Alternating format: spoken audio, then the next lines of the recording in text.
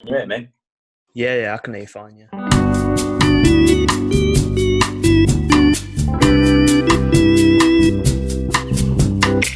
Alex, with training being back now, although it is to the government guidelines of social distancing, how are you finding it? I love being back, to be honest. I've missed it. For me, football was a big kind of relief from what I do in my day job. I'm a PE teacher in a special school, which can be quite stressful. So being around kind of the lads and just playing again, even though it's not a kind of pre-season tempo just yet. It's only kind of an hour and a half max, just so we're ticking over. It's good, and it's nice to see some old faces, get to know some of the new boys and who haven't met yet. So for me, I'm just glad to be back and just can't wait for the season to get going. During your playing career, who would you say is the best player you've played with? So it's a tough one for me because one of them is actually a goalkeeper.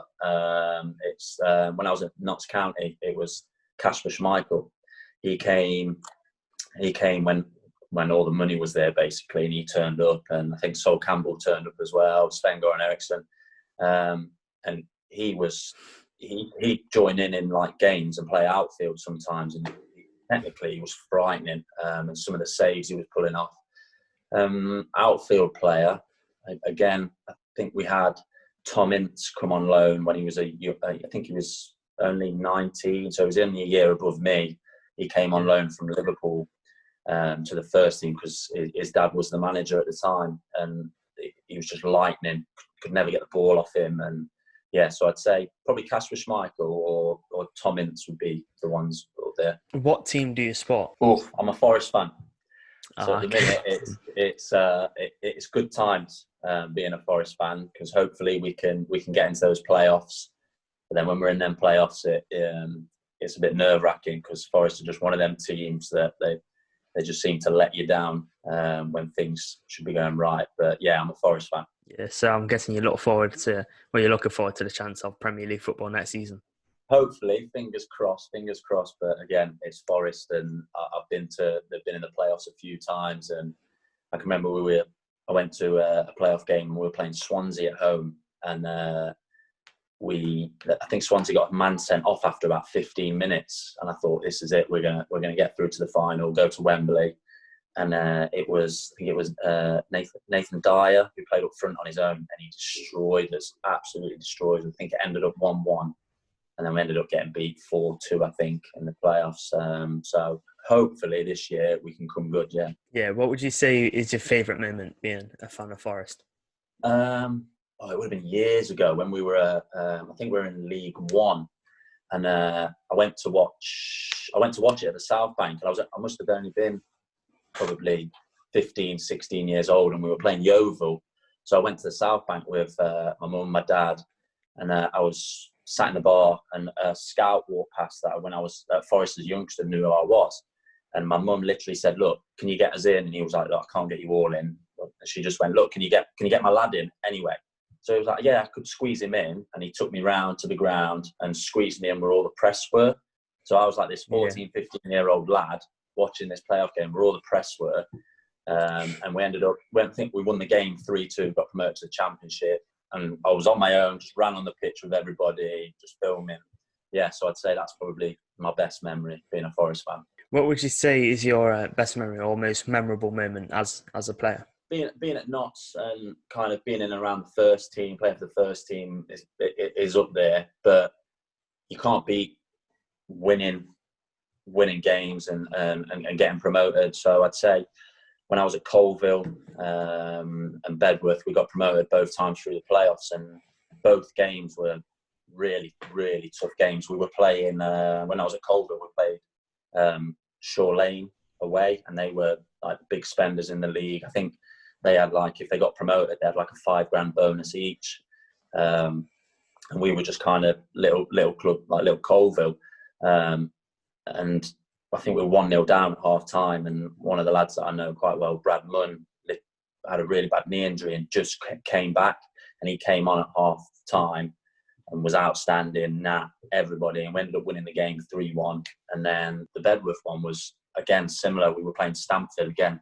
always a strong team, tough team to play against. And I think for the first 15 minutes, we didn't touch the ball. And it was like, this could be a long game. On 4G, it was about 32 degrees. And with about 10 minutes to go, we went 1-0 up. And we thought, yeah, right, we're decent at seeing out little 1-0s. And last kick of the game, they had a corner, and I don't even remember how the ball ended up going in the goal, but it just bounced around the 6-yard box. I think there was a shot, it was blocked on the line, went back to another player, blocked on the line again, and then someone just smashed it home. Can't even remember who it was.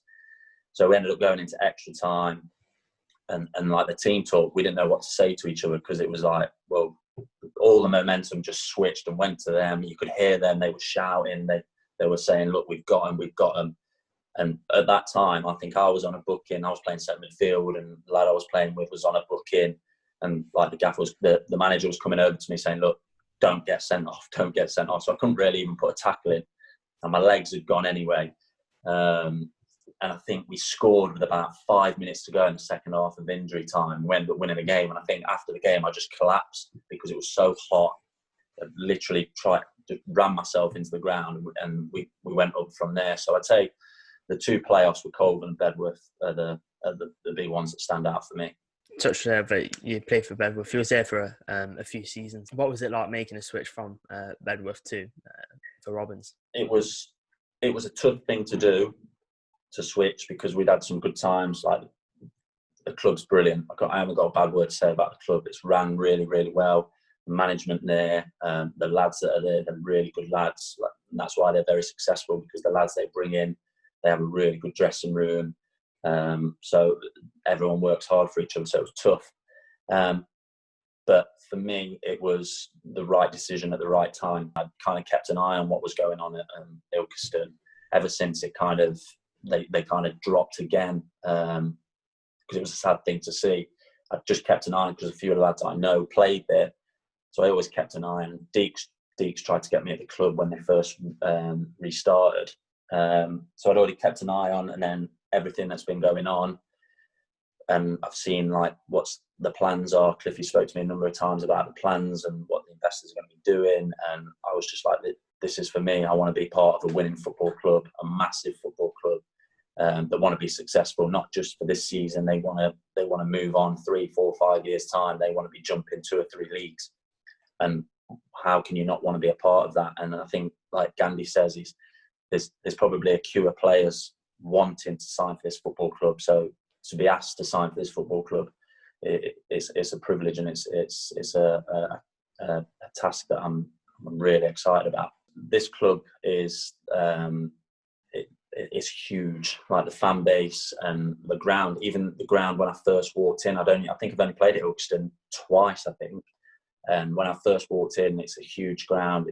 The pitch is immaculate.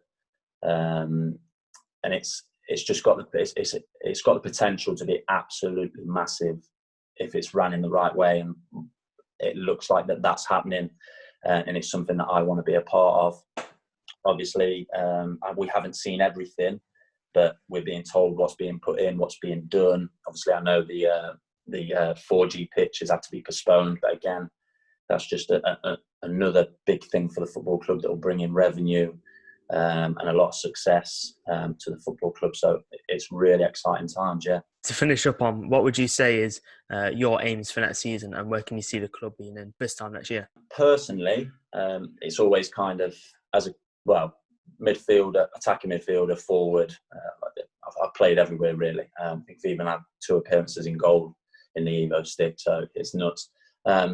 Me personally, I always like to try and hit that kind of 15 goal mark, as many assists as possible, but winning games, obviously as many games as possible. But I think as a football club and as a team and the players we've got in and what's happening around that football club, I know some people will say, if we can get playoffs, that'll be good. I think we should be winning that league, and that's a big thing.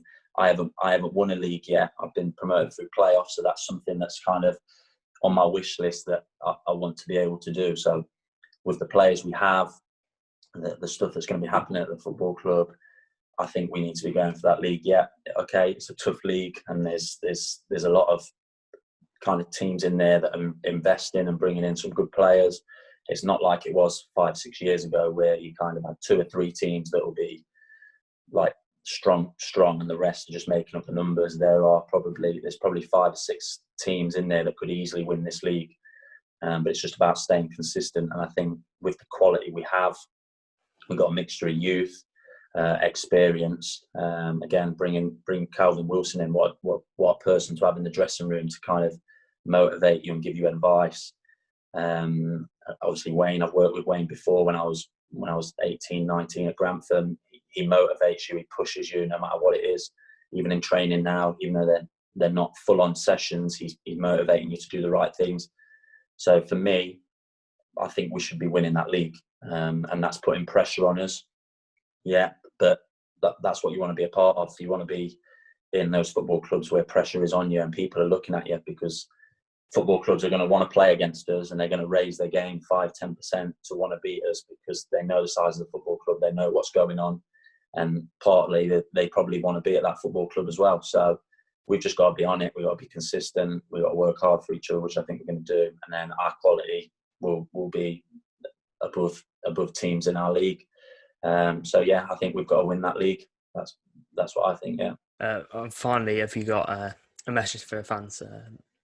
With the government announcement coming out soon. Yeah, I think I'm just as excited and apprehensive to what's going to be happening, because I just want to know when games are happening. I want to know when we basically can start pre-season fully, and then when we can get that season going. But just come down and support us as much as possible. There's going to be times where results are going to be not what we all want, and there's going to be sticky patches. But as long as they're supporting us and pushing us on, like I say, there's no football club in our league, or probably the league above, that get the amount of fans that we do. So just come down, make it tough for people when they come to our place. Come out in numbers when we're away, and I'm sure it's going to be a very successful season. So it's something that I'm excited about, and I think the fans should be excited as well.